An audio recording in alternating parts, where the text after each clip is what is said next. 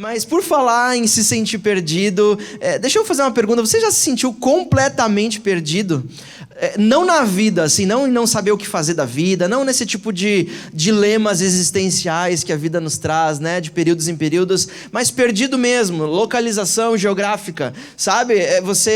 Isso aconteceu recentemente, hoje é domingo, sábado, sexta-feira aconteceu conosco, sabe? Você está indo para um lugar que você nunca foi, para encontrar alguém, e nós tínhamos uma reunião, nós tínhamos que encontrar uma pessoa lá, e nós colocamos o endereço, mas o GPS não pegou o número do lugar, e era uma avenida muito extensa, e obviamente quando você não coloca o número no GPS, ele te manda para o meio, para a metade da rua, para a metade de números da rua, e foi o que aconteceu. Nós estacionamos o carro, fechamos, descemos, começamos a procurar, a gente não encontrava de jeito nenhum aquilo que a gente estava procurando, para um lado, para o outro, meu Deus, isso está acontecendo, a gente bota de novo, mas está no lugar certo.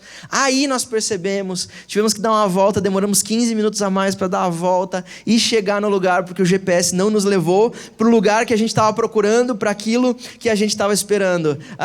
Sabe quando você está indo para um lugar, para um destino, esperando o seu ponto de ônibus?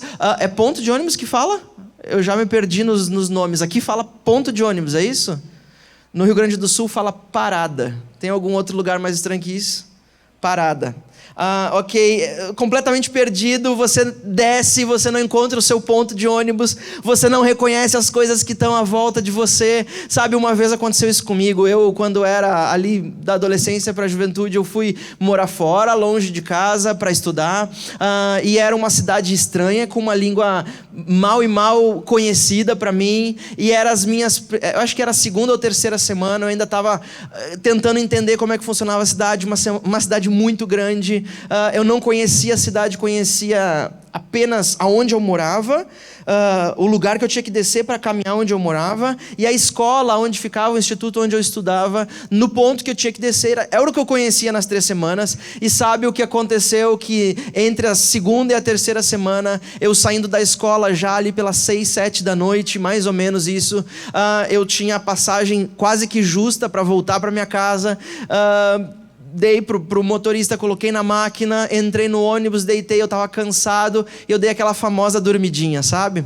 A minha dormidinha de ônibus, gente, eu sou daquelas pessoas que dormir no ônibus, eu vou dormindo, batendo com a cabeça e eu não acordo.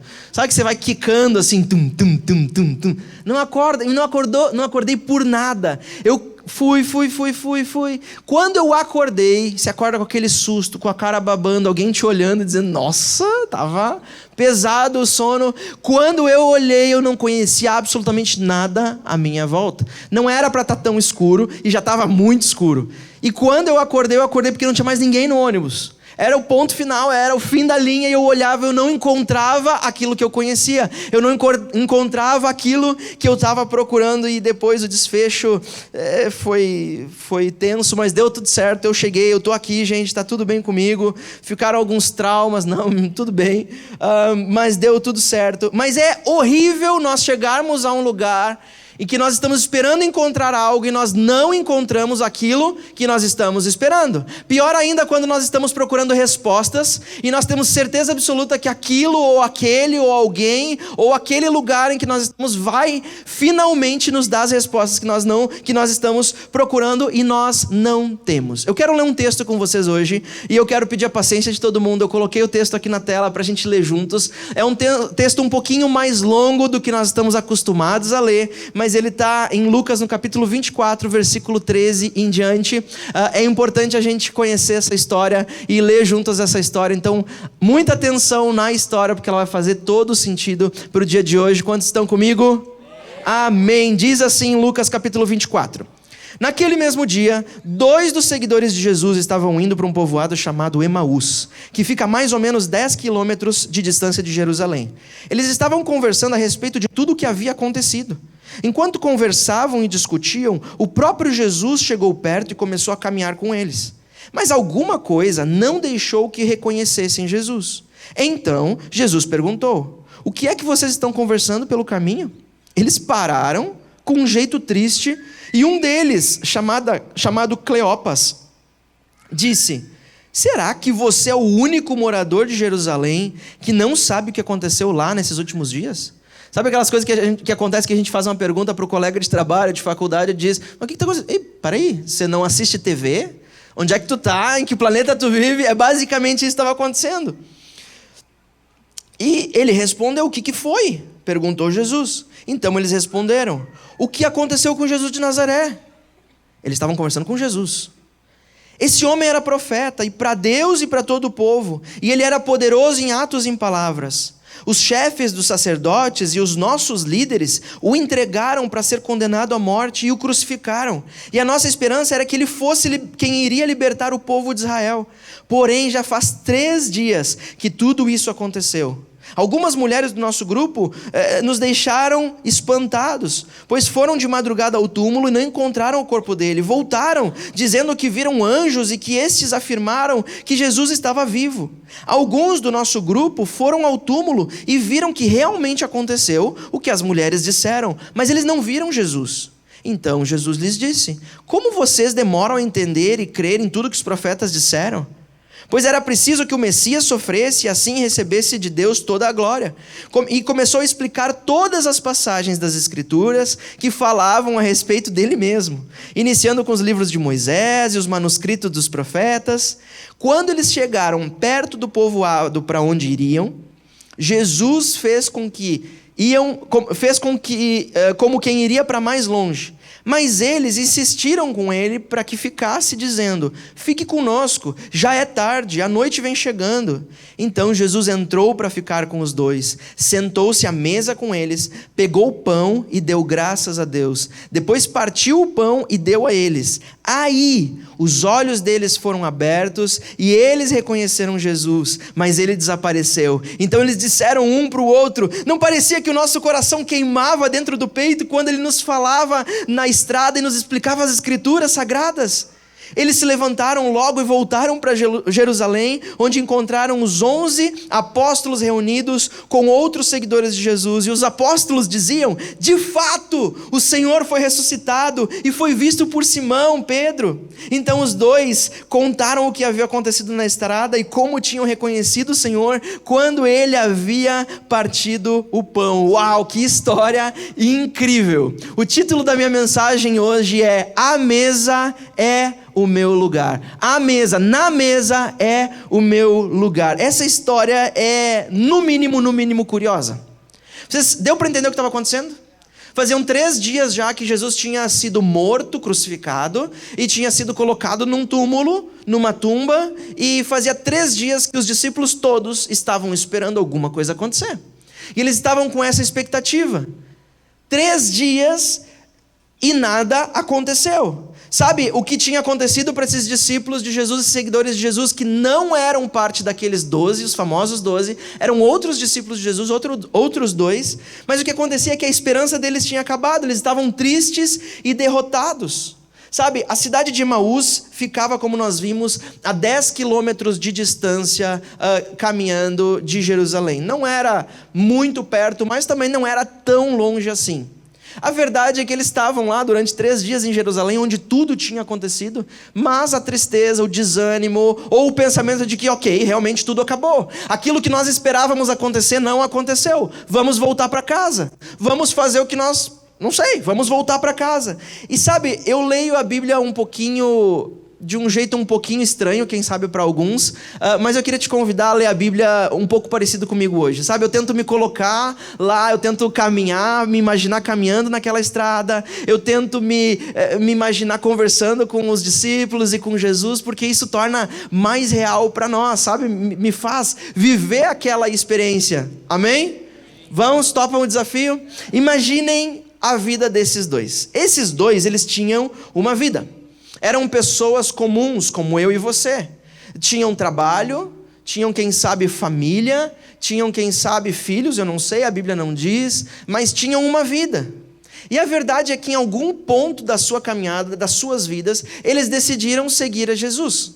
porque o texto é super claro e ele não, inclusive o texto não chama de seguidor de Jesus, mas chama de discípulo de Jesus, e isso tem uma diferença muito grande. Seguidor é um grupo de pessoas que apenas caminhavam em volta de Jesus para ouvir aquilo que o mestre falava. Discípulos eram aquelas pessoas escolhidas para se tornar como o mestre e dar continuidade ao ministério do mestre. Então era diferente. Essas duas pessoas, em algum momento da caminhada deles, em algum momento da vida, decidiram ser ser discípulos de Jesus. Decidiram empenhar aquilo que eles tinham para Jesus. Decidiram mudar as suas vidas, os seus rumos, os seus planos, os seus sonhos para Jesus. Tinham grandes expectativas com o futuro. E sabe, é um pouco isso que eles dizem no texto, que eles tinham expectativa de que Jesus fosse aquele quem ia libertar o povo de Israel da mão dos romanos, porque é o que estava acontecendo agora. E finalmente faria de Israel novamente uma nação com um rei e com um líder. Essa era a vida desses dois. E eles estavam ali com Jesus, eles viram tudo acontecer, estavam investindo absolutamente tudo que tinham naquilo que acreditavam, colocaram os seus sonhos, as suas expectativas, haviam vivido os melhores dias com Jesus, sabe? Por dizer de outra maneira, eles tinham entrado num ônibus, e nesse ônibus o destino era Jesus, o libertador de Israel. Nesse ônibus o destino era viver a vida com o libertador, fazer parte do grupo daqueles que iam expulsar os romanos daquele lugar, daqueles que iam finalmente fazer o povo viver os melhores dias da sua vida. Esse era o destino do ônibus, mas em algum momento parece que eles dormiram como eu no ponto do ônibus, e quando eles acordaram, nada do que estava em volta eles reconheceram. Não é o que eu esperava, não é como era para acontecer. O que está acontecendo? Está tudo desmoronando na minha vida. O meu mestre, o meu amigo, aquele que eu caminho há tanto tempo, já faz 3 dias que está morto, e absolutamente nada acontece. Ei, Cleopas, eu não sei como é que é o nome do outro, vamos inventar um nome para o outro, vamos botar o nome do outro de Caio. O Caio olha para o Cleopas e diz: olha, vamos voltar para casa, acabou. Os sonhos acabaram. O que nós esperávamos para a nossa vida não tem mais retorno. Já foi aquilo que tinha que ser. Sabe, essa é a pergunta hoje. Porque esses rapazes, alguma coisa passou na cabeça deles, alguma decepção foi grande, que eles desistiram de continuar em Jerusalém com os outros discípulos. Eles voltaram para as casas, eles estavam indo para Emaús. Eles não estavam mais aonde tudo estava acontecendo. Eles abandonaram e disseram: não dá mais. Essa é a pergunta para cada um de nós hoje. Primeiro para mim e para vocês também. Como vai a nossa vida? Como estão os teus planos? Como estão os teus sonhos? Como está aquilo que você está perseguindo? Como é que está aquilo que você estava esperando acontecer? Você tinha planos a curto prazo e eles parecem que não aconteceram. Você tinha planos a médio prazo e parece que nada está acontecendo. Você tinha planos a longo prazo e já se passaram anos desde que você planejou e parece que nada está acontecendo. Ou pior ainda, não só não está acontecendo, mas está acontecendo exatamente o oposto daquilo que você estava esperando. Você desceu no ponto de ônibus e o que você está olhando em volta não faz parte daquilo que você tinha planejado. Sabe, quem sabe aqui a gente tem 2 tipos de pessoas. A gente tem muitos tipos de pessoas, mas eu tentei pensar em 2 tipos. Aquelas pessoas que estão preocupadas com amanhã. Quem aí é a pessoa mais preocupada? Quem é do time dos preocupados? Eu gosto de gente assim, que nem a Geise, que levantou a mão e disse: eu sou mesmo, e ponto final. Alguém mais é da equipe do time dos preocupados? Eu sou esse cara, eu pessoalmente sou esse time, sou do time dos preocupados. Sabe, às vezes pequenas coisas me preocupam, me tiram da minha ocupação e me colocam uma ocupação que não faz parte da minha. Mas quem sabe você está preocupado com a sua faculdade, você está preocupado com o seu emprego, com as decisões que você tem que tomar amanhã, preocupado com: será que eu estou no caminho correto? Será que esse caminho que eu escolhi, esse caminho que eu estou trilhando para a minha vida profissional, ou para a minha vida amorosa, ou para a minha vida com a minha família, será que esse é o caminho certo? Gente, eu acho que todo mundo já se fez essa pergunta, né? Até quando a gente está no caminho certo, a gente se pergunta: será que é esse mesmo? Será que vai dar certo no final? E aí você começa com perguntas como: mas e se? E se não for isso? E se não der certo? E se tiver alguma coisa a mais? E se eu estiver perdendo alguma coisa, algum elemento no meio do caminho, se eu não estiver vendo o que está acontecendo à minha volta, será que eu estou perdendo a criação dos meus filhos? Será que eu estou perdendo a mão? Será que isso vai dar certo no final? Será que eu estou perdendo alguma coisa no meio do caminho com meu marido, com a minha esposa, com a minha namorada, com o meu namorado, noivo, o que seja? Será que as coisas realmente vão ir por água abaixo no meu relacionamento com os meus pais, com a minha família? Ou talvez você não seja essa pessoa do tipo preocupado. Tem o pessoal aí que é mais relax. Quem é mais relax? E os outros são dos outros tipos que eu não citei aqui, é isso, né? Tá bom. Me engana que eu gosto. Vocês estão comigo, gente?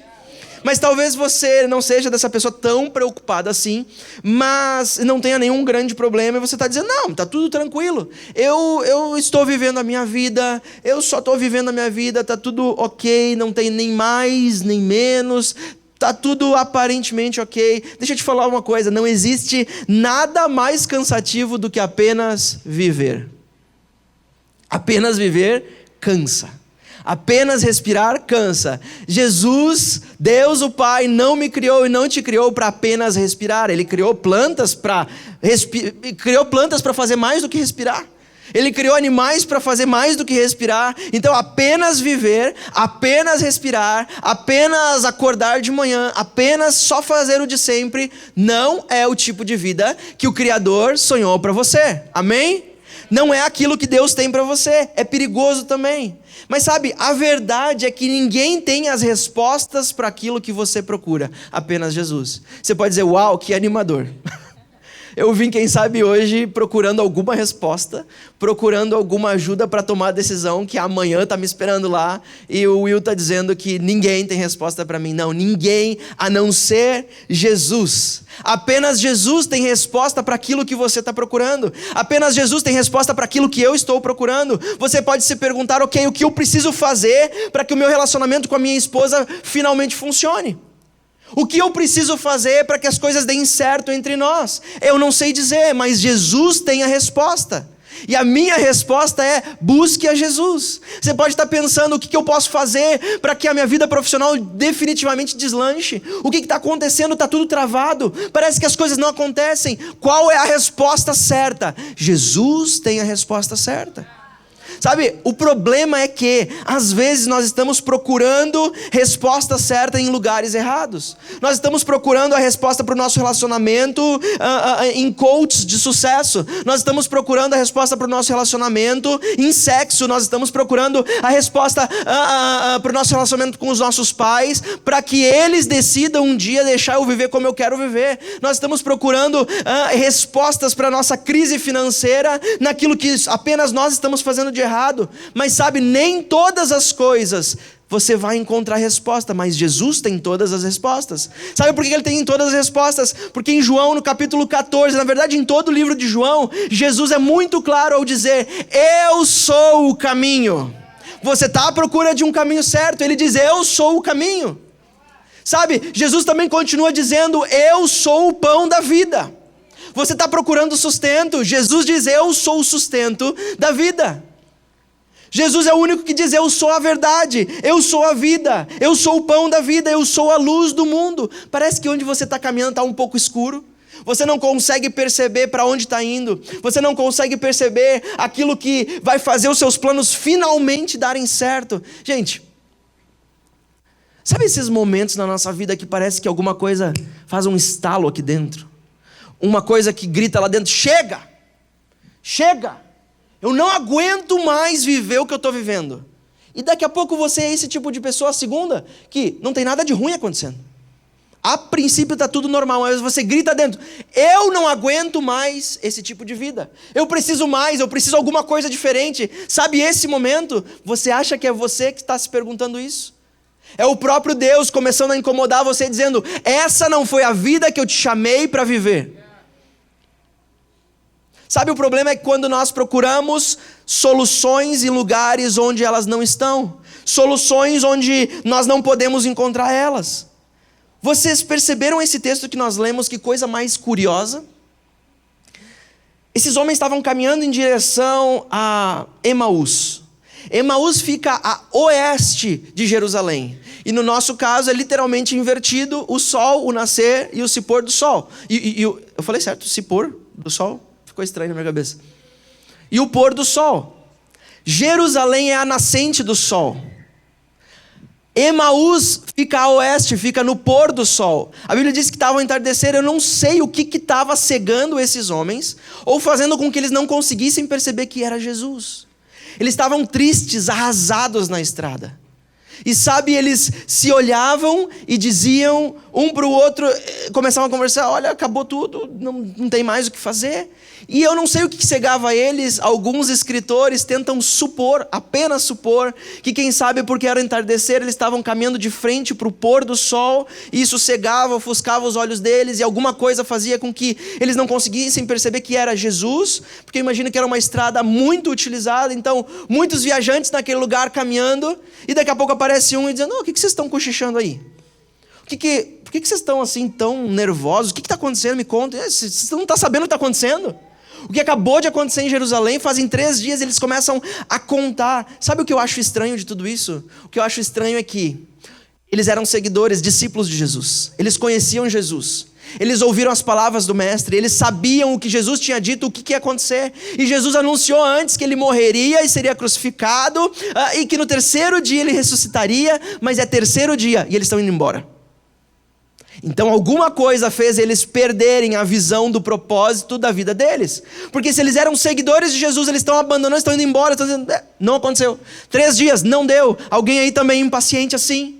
Parece que, olha, talvez alguém de fora está olhando e você está quase alcançando. Você está quase chegando, mas você olha e diz, não deu mesmo. E você estava a uma mão, a um passo de alcançar e conquistar aquilo que Deus tinha para você. 3 dias. Eles tinham visto a cruz, eles tinham visto a crucificação, eles viram a cruz vazia, eles viram o túmulo de Jesus, e eles ouviram a notícia, no texto a gente leu, eles ouviram a notícia de que o túmulo tinha ficado vazio, e de que Jesus tinha ressuscitado, tinha aparecido antes. Eles ouviram essa notícia, mas isso não foi capaz de abrir os olhos deles para Jesus. Isso não foi suficiente. Jesus não estava na cruz, Jesus não estava na tumba, e eu não sei o que eles esperavam, que Jesus estivesse ali, porque era isso que eles estavam procurando. Aonde está Jesus? Jesus não está na tumba, não está na cruz. Nós às vezes procuramos por Jesus aonde ele não está. Deixa eu te falar uma coisa, não procure Jesus aonde ele não está, mas procure Jesus onde ele disse que estaria. Mas Jesus nos disse onde estaria? Sim, você quer saber? Em Mateus capítulo 28, versículo 20, antes de subir aos céus, Jesus encerra um lindo texto, uma linda promessa para os discípulos, um lindo chamado para os discípulos e para todos os seguidores dele, mas no final ele diz, lembrem-se disso, meus amigos, lembrem-se disso, eu estou com vocês. Eu não estarei com vocês, eu estou com vocês, todos os dias até o fim dos tempos. Todos os dias até o fim dos tempos. O meu tempo pode acabar antes do de vocês, mas não tem problema, porque Jesus prometeu que estaria até o fim dos tempos. Os tempos completos, porque Ele é o início e Ele é o fim de todas as coisas. Você quer procurar Jesus em coisas onde Ele não está. Não adianta procurar Jesus numa cruz vazia, Ele não está lá. Você pode ir a Jerusalém, você pode entrar nas pedras, você pode entrar por aquela porta, você pode olhar para o lugar onde deitaram Jesus, e você não vai encontrar Jesus lá, porque Ele está vivo, vivendo comigo e com você, através do Espírito Santo. Sabe, a cruz não foi o destino de Jesus, a cruz foi apenas a passagem de Jesus, e às vezes nós queremos encontrar lugares fixos, como se fosse o nosso destino.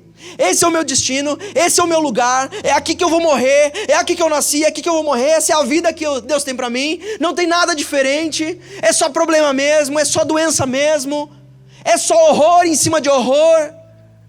E Jesus está dizendo outra coisa, a cruz não era o meu destino, era apenas a minha passagem. O meu destino do Filho de Deus é a direita de Deus Pai, e o destino do Espírito Santo é habitar no coração do homem. Esse é Jesus. Agora, deixa eu terminar com isso, porque isso para mim é incrível. Nós acabamos de ver que a cruz vazia não foi capaz de abrir os olhos daqueles 2 homens. O túmulo vazio não foi capaz. É mais, a notícia de que Jesus havia ressuscitado não foi o suficiente para encher de novo o coração deles de vida. Sabe, às vezes, nada é suficiente para nos encher de vida. Caminhar lado a lado com Jesus por 10 quilômetros não foi o suficiente para reacender a chama deles. Mas o texto que nós lemos diz que quando eles entraram em casa e convidaram Jesus é incrível, né? Como Jesus é cavalheiro. Jesus não se convidou para entrar na casa. Jesus fez como quem ia um pouco mais adiante, só para ver o que eles iam dizer. E sabe o que eles dizem? Eles dizem: ei, fica conosco. Entra na nossa casa, vamos comer junto. E a Bíblia diz que mesmo que a cruz vazia, a tumba vazia, a notícia de Jesus ressuscitado não fez acender o fogo no coração deles novamente. Quando eles sentaram na frente de Jesus, quando eles sentaram à mesa com Jesus e começaram a compartilhar do pão, os olhos deles se abriram e eles perceberam quem estava sentado à sua frente. Deixa eu te falar uma coisa: a revelação do Cristo ressurreto não está na cruz vazia, a revelação do Cristo ressurreto não está na tumba vazia, porque a revelação do Cristo ressurreto está no momento em que você senta à mesa com Jesus. E você pode dizer: isso é uma heresia, que absurdo falar que a cruz não é a revelação do Cristo ressurreto. Somente cristãos, somente seguidores estavam lá vendo a cruz vazia? Somente pessoas que seguiam e sabiam que Jesus era o Filho de Deus viram Jesus sendo pregado na cruz, Jesus sendo descido da cruz, Jesus tendo sido colocado numa tumba? Somente cristãos? Não, porque eles não receberam a revelação, porque a revelação se dá ao sentar na mesa com Jesus. Sabe, e é isso que aconteceu com esses rapazes. Eles caminharam por 10 quilômetros com Jesus, e depois eles mesmos se diziam, quando perceberam que era Jesus: olha, você não percebeu também? O nosso coração ardia por dentro, parecia que estava incendiando, enquanto ele nos contava as histórias e as coisas do que tinha que acontecer. Nós estávamos nos animando e incendiando os nossos corações. Coração incendiado não tem nada a ver com relacionamento. Você pode incendiar o seu coração e mesmo assim não sentar na mesa com Jesus. Mas o que você está querendo me dizer? Eu estou querendo dizer que a vida com Jesus não é olhar para uma cruz vazia e dizer: Jesus, tu é o Filho de Deus. A vida com Jesus não é saber de notícias a respeito de Jesus. Alguém que te conta como é viver com Jesus. Isso não é vida com Jesus. Vida com Jesus é sentar na mesa todos os dias e dizer: deixa eu ver os teus olhos, deixa eu compartilhar o pão contigo, deixa eu ter relacionamento contigo. Sabe, se vocês lembrarem, a reconciliação de Pedro, para quem conhece a história, depois de ter negado Jesus por 3 vezes, não aconteceu na frente da cruz, não aconteceu diante da tumba, não aconteceu através dos olhos e dos ouvidos e das bocas de outras pessoas. Aconteceu sentado diante de uma pequena mesa na beira do mar da Galileia, comendo peixes e dizendo: Pedro, tu me ama? Porque o relacionamento com Deus precisa ser intencional. De nada adianta você dizer: eu vou à igreja, eu faço as minhas obrigações religiosas, eu inclusive sou generoso, eu ajudo a alimentar os famintos, eu ajudo a vestir os que têm frio e não têm condições, eu sou uma pessoa generosa. Ok, isso é muito bom. Isso são frutos de quem é cristão, frutos de quem quer seguir e são seguidores de Jesus. Mas isso não te torna uma pessoa com relacionamento com Jesus. A única coisa que te torna com relacionamento com Jesus é enxergar como Ele realmente é. Às vezes nós cremos num Deus distante, num Deus longe, que não está nem aí para os nossos defeitos, não está nem aí para os nossos problemas, não está nem aí para as nossas desilusões. Deixa eu resolver minhas coisas, é coisa aqui minha do trabalho, não tem nada a ver com Jesus, não tem nada a ver com o Espírito Santo, não tem nada a ver com Deus. Eu briguei com a minha esposa, mas eu resolvo, aqui a gente dá um jeito, com meu filho tá impossível, ele é adolescente, ele quer mandar mais do que mim em casa, eu não cheguei nessa fase, mas vou chegar, já estou orando por isso. Os pais que chegaram, peçam graça de Deus. E você quer resolver coisas naturais com o seu próprio braço, e realmente é válido você tentar fazer alguma coisa, você começar a fazer alguma coisa, mas deixa eu te falar uma coisa: você pode tentar resolver a sua situação com o seu braço, e você vai fazer muita força, E pode ser que você não consiga, ou você pode sentar na mesa e dizer: Jesus, eu estou precisando de ti aqui. Me ensina a falar com a minha esposa, me ensina a consertar o que precisa ser consertado, me ensina a educar os meus filhos, me dá direção para onde eu tenho que seguir com a minha empresa, me dá direção para as minhas emoções, me ajuda a acabar com essas crises, me ajuda a entender o meu propósito nessa terra, me ajuda a não só mais respirar, me ajuda. E sabe o que ele disse? Eu estarei com vocês, eu estou com vocês todos os dias até o fim dos tempos. Isso significa que o Espírito Santo está em você. Fale com Ele. Eu não sei para onde está a sua vida. Eu não sei para que lado tá as coisas. Eu não sei se você anda desesperado, angustiado, angustiada, com decisões dificílimas, e talvez você daria o dedo mindinho para não ter que tomá-las. Ou quem sabe está tudo indo normal. Mas deixa eu te falar, você precisa sentar à mesa com Jesus, porque é só na mesa que você vai encontrar respostas, só na mesa você vai encontrar soluções, só na mesa você vai encontrar decisões certas, é só na mesa que você vai encontrar reconciliação, descanso, rumo, propósito, explosão da tua vida. E quem sabe você está em casa nas semanas dizendo: a minha vida não explode nunca. Parece que eu estou sempre correndo atrás da máquina e nada real acontece, nada que realmente vale a pena para viver acontece. Somente sentado na mesa. Ao sentar na mesa com Jesus, os teus olhos serão abertos a uma nova vida que Jesus conquistou para mim e para você. Sabe, nós escolhemos sentar na mesa com Jesus todos os dias quando nós falamos com Ele em oração. Nós escolhemos sentar na mesa com Jesus quando nós decidimos nos reunir e viver com outras pessoas que também amam Jesus. Nós decidimos sentar na mesa com Jesus quando nós dizemos: Jesus, toma conta da minha vida, entra na minha casa, muda a minha vida, muda aquilo que eu acredito. Vir à igreja não necessariamente te torna íntimo de Jesus. Caminhar com outras pessoas que caminham com Jesus não necessariamente te torna íntimo com Jesus. As respostas estão com Jesus, mas sentar na mesa te faz perceber quem Ele é. Os nossos olhos precisam ser abertos para enxergar a verdade. A cruz não tem poder de fazer esquentar as coisas dentro de ti. A cruz te revela o teu pior, o meu pior. É para isso que ela está lá, para nos lembrar quem nós somos, quem devia estar crucificado naquele lugar. A tumba vazia é uma ótima notícia que alguém pode te contar, e isso pode até nos animar. Caminhar do lado de pessoas que caminham com Jesus até podem fazer o teu coração incendiar um pouco, mas é sentado na mesa ao lado de Jesus ou de frente para Ele que faz você viver o melhor de Deus nessa terra e na por vir.